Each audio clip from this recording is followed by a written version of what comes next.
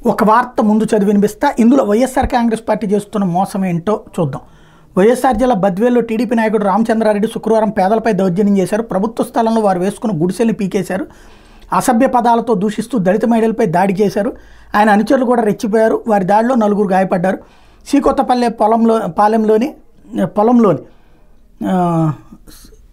శ్రీకొత్తపల్లె పాలెంలోని పలు సర్వే నెంబర్లో ఉన్న ప్రభుత్వ భూమిలో సిపిఎం అనుబంధ ప్రజా సంఘమైన వ్యవసాయ కార్మిక సంఘం ఆధ్వర్యంలో పేదలు 2 నెలలుగా గుడిసెలు వేసుకుని నివసిస్తున్నారు. ఆ స్థలంలో తన పట్టా భూమి ఉందని ఖాళీ చేయాలని బద్వేల మండలానికి చెందిన టీడీపీ నేత రామచంద్రారెడ్డి వాళ్ళ మీద ఒత్తిడి చేస్తున్నారు. ఈ నేపథ్యంలో శుక్రవారం మరికొందరు పేదలు గుడిసెలు వేసుకున్నట్టుగా రామచంద్రారెడ్డి 30 మందికి పైగా అనుచరులతో అక్కడికి వెళ్లి గుడిసెలను తొలగించారు. అడ్డుకోబోయిన దళిత మహిళలు సుబ్బమ్మ, స్వప్నంలో అసభ్య పదజాలను దూషిస్తూ వాళ్ళ మీద దాడి చేశారు. ఈ వార్త చదివితే అయ్యయ్యో అని అనిపిస్తుంది, కానీ ఇది పక్కాగా దగ.